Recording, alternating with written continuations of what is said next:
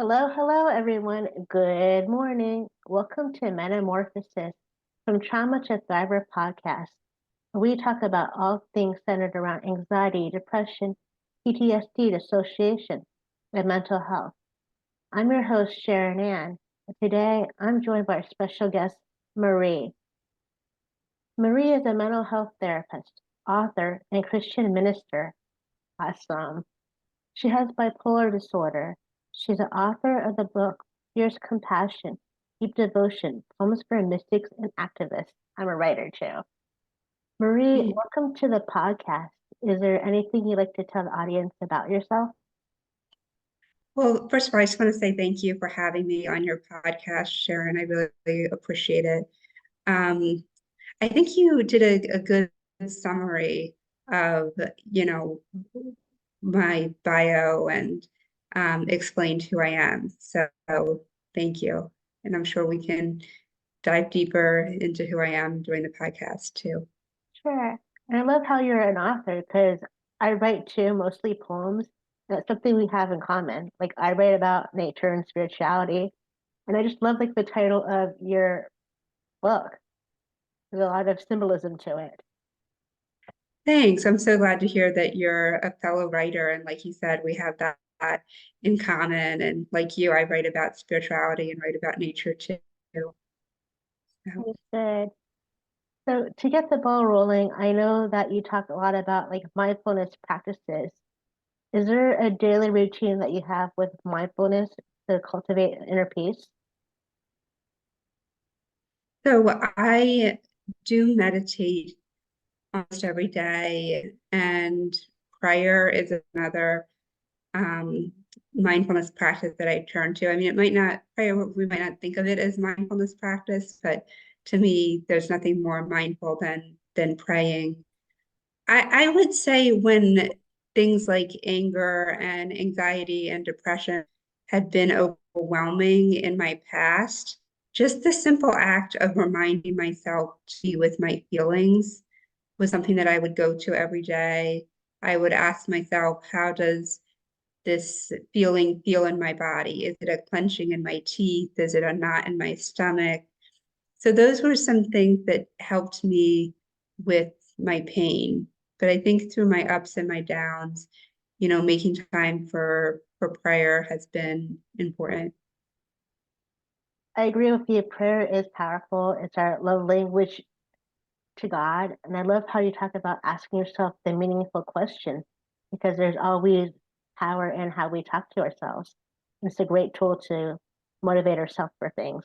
Like our thought process really influences everything around us. Mhm. Exactly. Exactly. No, I think it is so important. Mhm. Are there specific mindfulness techniques besides prayer that have been helpful with you when you're struggling or when you're dealing with past trauma? Well, I think one thing as a therapist that I look at is that, you know, so many clients that have depression and anxiety or any kind of mental health issue also have physical health issues. So for me, or we all have some point in time where we're in physical pain. So I think the physical pain works pretty similar to the mental health issues, where in terms of, with something like anxiety, it's our normal human tendency to run away from the anxiety and not want to feel it. But if we have a headache or any kind of pain in our body, we want to run away from it. So I had an experience when I lived in Minnesota many years ago where I was just having this pain in my hand from the cold. I had gloves on, I had thick gloves on, but it was so cold that my hands were still really cold and in pain because of the cold. So I said that I give myself permission to feel this pain in this moment. And when I did that, what happened was I felt the pain pretty intensely for a few seconds, or maybe a minute. I don't know exactly how long it was, but a short amount of time. After that, the pain in my hand just went away. And I think that that's typically the goal with mindfulness, that if we give ourselves time to feel emotional pain or physical pain, that it can dissipate or it can decrease, but it just needs some space to be there. Just like a little kid is probably going to get louder if we don't pay attention to him or her. So if we can nurture the child, tend to it, that their pain can actually decrease if we're there, if we're present, compassionate, just like we can be compassionate with ourselves as well. Wow, I love that.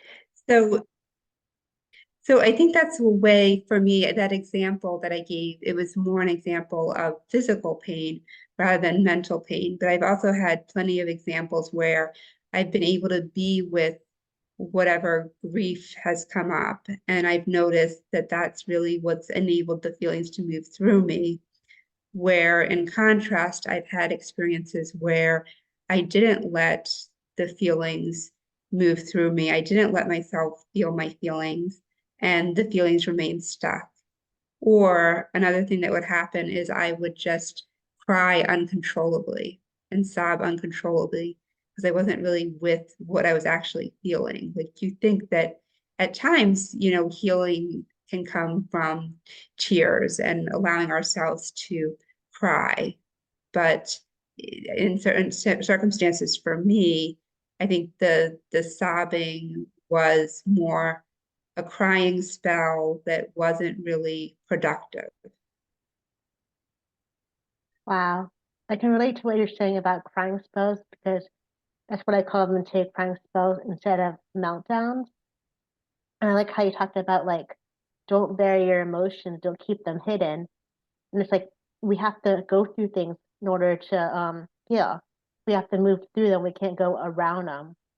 And that's so true. That Right. emotional numbness is like so true. Um, I know in my own life and in my own therapy, one of the things we do is NLP, and during that, it's like feel what you need to feel, experience what you need to experience. Just let your body get in touch with yourself. That's beautiful, because it really sums up well what you need to do to move forward in that moment, whatever that moment is, where you're going through something difficult. And that, our body really is part of the equation because we're mind, body, spirit people. You know? Right. And correct me if I'm wrong, it's like I know as therapists, we're sometimes in sessions where it's like your emotions are just as intense as your clients. You're trying to hold it together, but you can't let them see things. Like times where you want to cry for them, but you don't. I'm sorry, what was that a part about, that your emotions are as intense as what? Sorry, maybe I should like move closer to the computer. It's like I know sometimes as a therapist or as a mental health worker, there's times where you're in session with your clients and their emotions are so intense that you want to cry with them, but you have to maintain that composure. Like you feel what they're Right. feeling, but you just can't express it. Right. I mean, I think it's how you express it, if you're going to express it. I think you have to make that decision.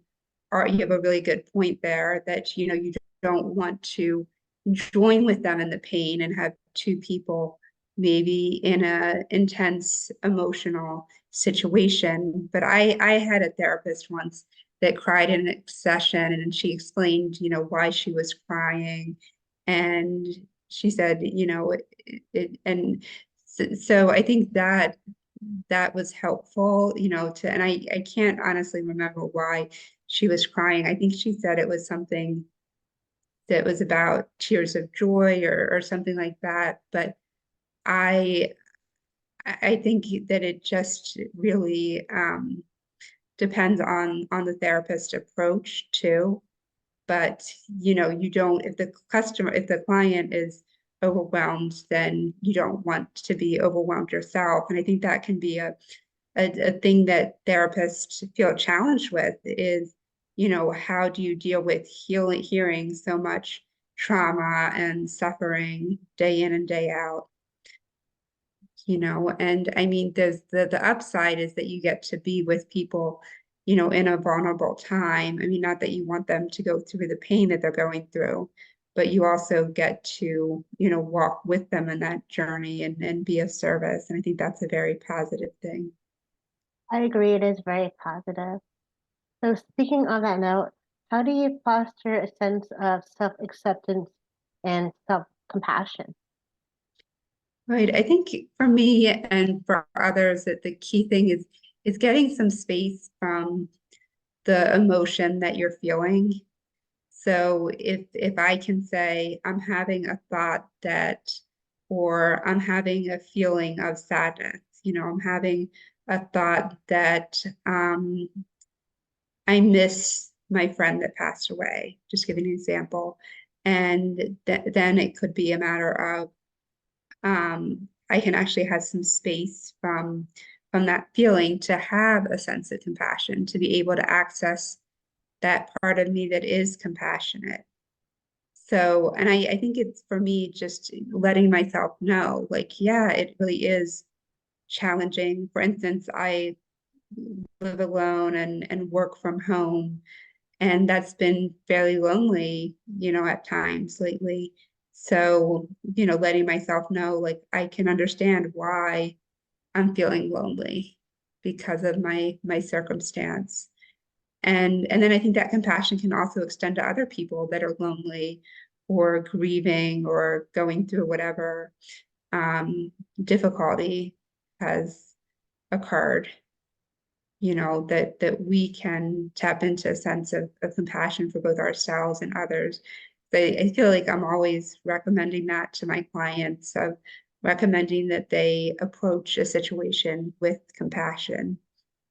But again, I think it's like a matter of if you're viewing a painting and your nose is pressed up against a painting, you can't really see the painting. But if you can step back, you can actually see the painting from a few feet away and be able to say, oh, like here's the painting. And I think that's part of where the compassion comes in, is that then we're able to look at the situation and see what's needed. Right. And that's also the role of a therapist, of being able to see what to say, what's needed in a situation, because our nose isn't pressed up against the painting, hopefully. Yes, I like your imagery. Like you're spot on with your imagery. And as we're talking, I can actually visualize and see things. And totally right. Sometimes as mental health workers, our therapists, it's like we have to look at things from different perspective. We can't go into the situation with black and white thinking, all or not, all or nothing thinking. And sometimes we are our own inner critic, but at the same time, we're our own biggest cheerleader. Right, because we're with ourselves so often. I like how you put that, our inner critic, but also our biggest cheerleader, because or we have the potential to be, because we're with ourselves 24/7, you know. Yeah. And then the loneliness, I can't say the word, the loneliness is so true. It's like we're in a little room, in a little bubble all day, changing lives. Like sometimes we don't know the outside world. I don't know if that makes sense Right. or not. Yeah. Yeah. Yeah, especially when it's a work day. It's easy to just kind of, like you said, get into the little work silo, or, the home silo, without taking that time, maybe on a break, to say, okay, I'm going to reach out to a friend now, or I'm going to engage in something that I really love to do. Yeah. In what ways has mindfulness helped you with negative thought patterns? Well, I think what comes to mind regarding negative thought patterns is being grateful. I mean, mindfulness is really about being in the present moment. And I think part of that is gratitude, that it can be so easy to have our complaints, that we can forget to be grateful. So I think, I think it's it's a tricky balance because at times, as you and I spoke about earlier, at times we need to be with the feelings or with the thoughts or accept them, let them be there. And then at other times we need to let go, if we've already processed a certain thing and it's just more, okay, we need to let go. There's no more information here, that maybe with the negative thought patterns at times we can have a sense of gratitude or be able to say, like, okay, like I see this thoughts here and I'm not going to give it enough, I'm not going to give it power. I don't know if you've ever seen the bumper sticker, don't believe everything you think. Yes, I have. It's been a while, but I Uh, have. yeah, yeah. So I think that comes to mind with negative thoughts.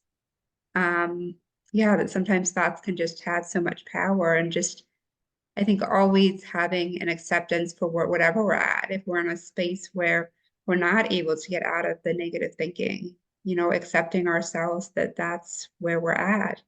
And then if we are able to get out of it, then okay, great. And what I always get curious about is what I call the neutral space. If I'm in a neutral space where I feel like things aren't particularly bad, or things aren't, well, and bad, of course, is a judgment, but, if things aren't particularly difficult on a particular day and I'm not particularly happy, well, then that's my neutral space and I can create whatever I want. And I think that's a great time to say, okay, well, I can step into a positive mindset and not, dwell in negativity. Right. Wow. Um, in what ways has practicing mindfulness helped you with self-doubt and your communication with others?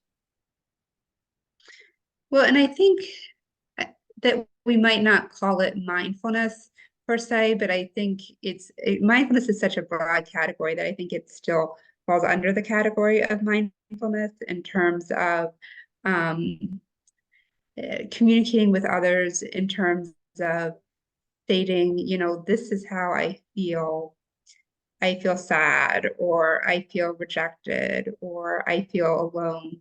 Just simply stating how we're feeling, and then what are we needing. So nonviolent communication skills, essentially, of I'm needing compassion, or I'm needing connection, or I'm needing companionship, or whatever it is we're needing. And then what's our request of the person that we're in front of, is our request to for someone, our housemate to pitch in a little bit around the house with, some other chores that they could be doing. Is it request that, if our partner is going to be late, that they text us and let us know. So just whatever it is that we're requesting, just being able to state that clearly and knowing that it's a request rather than a demand. So, I think that can be hard when emotions come into play because it can be easy to make a demand rather than a request. Yes, that is so true. Like positive thoughts, positive actions, positive thinking. And Yeah. it's right. Mindfulness can be anything to anybody. Some people can say mindfulness is prayer.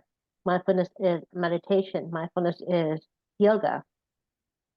It's so broad. Mhm. Yeah. Yes. How do you practice mindfulness in your therapy sessions with others? Like, I don't want you to give away your own counseling session, but how do you implement it into your sessions? Right. I would say, well, I'm a crisis therapist, so it's a little different than, doing some 50 to 60-minute sessions Yeah. with people. So I think, just being able to talk about mindfulness. I think the biggest thing is reminding people that, they're allowed to feel how they're feeling. because oftentimes people can get messages from friends and family that are discouraging them from feeling, how they're feeling, and or people just don't understand, even if they want to. Sometimes it's hard for family members to understand, if someone's depressed, why don't they snap out of their depression? So I think validating how someone's feeling, it can go a long way too, and just letting them know, that I'm sorry to hear that they're going through what they're going through. I have a meditation class, so that's something that is separate from my work that I do as a therapist. But I feel like my meditation class, oftentimes we do focus on mindfulness there. Obviously, focusing on the breath is a way to focus on mindfulness too, and be present with your breath. And I'm learning more about that too, breath work and the power of breath work. Some people say it's breath work, some people say deep breathing, some people say belly breathing. It's all the same thing. Right, exactly. That has many names. Yes, yes. Um, if you can give people one piece of advice, what would it be? I would say if someone doesn't have a therapist, to find a therapist. If they're going through any kind of mental health issue or a breakup or something difficult, just not only find a therapist, but also see what resources are out there. Oftentimes employee assistance program can offer a limited amount of free therapy. And then, people's health insurance can cover them for therapy. And I mention that because I see a lot of advertisements these days for BetterHelp. And I know the cost of BetterHelp can add up. And there's a lot of advertisements out there about that. So I'm not saying don't do BetterHelp if that's what you want to do. Just be aware that there could be some other options available for you as well. That's true. Our out of network benefits is an option too. Mhm. Um, I know this wasn't in the notes I gave you, but I want to challenge you a little bit. How do you know that Sure. it's ready to go into work as a therapist? Because I know therapists get into it based on their past experiences. But like, what was your moment where you're just like, I want to impact others? Right. I think it's actually funny because it started more with myself than wanting to impact others. I was 17 at the time and was severely depressed, and I was in therapy with a great therapist, and she really was meeting with her was really my happy spot. And I told her one day that I wanted to be a therapist because I did the math, and really I would only receive a certain amount of time in therapy. So if I wanted more therapy, I needed to be a therapist. So I explained this to my therapist, and she encouraged me to become a therapist. Even though I was 17, I was pretty young at the time. I was in high school. And so she started teaching me about the importance of confidentiality and other things. And so again, it was really more about me and me receiving a sense of happiness, since I knew therapy made me happy. But as I got older, that's when I realized it was really about other people and about serving and, like you said, impacting others' lives. So that kind of came later. First came the desire to be a therapist, and then came the realization that it could help other people's lives. That is a remarkable story because most people go to Thanks. college to find their way. It's like you knew from that young that you wanted to be a therapist. It was like ingrained in you. That's positive. Like I'm sitting here, you can't see me on camera, but I'm getting chills. That was a good story. Oh, well, I'm glad you asked me that question then, and I'm glad you appreciate the story. Um, I think one thing I've had to learn too is that as a 17-year-old, what I didn't realize is that our careers would have so many nuances. You know, for instance, today I'm talking to you on this podcast interview. I've done some mental health advocacy work in Kansas. Many years ago, we were trying to have this archaic statement removed from the Constitution that said that people with mental illness could be prevented from voting. So we had that successively removed. But I think it was moments like that that showed me it's not just about being a therapist, that there's other things to do as well. Like you and I talked about, you know, the fact that I was writing books and, you know, just sometimes you're, you know, in a ministry role, for instance. Sometimes I'm in a ministry role, sometimes I'm in a therapy role, sometimes I'm in an author role. So those things can overlap, but I think that's kind of the advice I'd give to my 17-year-old self that, you know, to just know that, sure, you can be a therapist if that's what you want to be, but there's also other angles and avenues, you know, to look at as well. And I wanted to write a book when I was 17 too. So that was another thing I wanted to do then. And you accomplished that. You have a book out. To reiterate to our audience, her book is Fierce Compassion, Deep Devotion, Poems for Mystics and Activists. And we'll put Mhm. that in the show notes later on. Um, that is just such an awesome story. And we do wear many hats. People see us one way, but there's so much more to being a therapist. Like you said, there's so many layers to it. And another part is Exactly. going out into the public and doing other things. Like behind the scenes, you have your training, you have your licensing to keep up, you have your hours, it's so on and so on. It's like once you graduate, that's not the end of it. There's more to it. Right. Exactly. Exactly. Is there any closing thoughts that you have for our audience? I would say just whatever you're going through, you know, there's hope out there for you if you're struggling with something, and just hold on to that hope and know that other people are holding on to that hope for you. Hold on And to if, hope. yeah, and if you decide that you want to write a book or be a therapist or do anything else, you know, go after your dreams.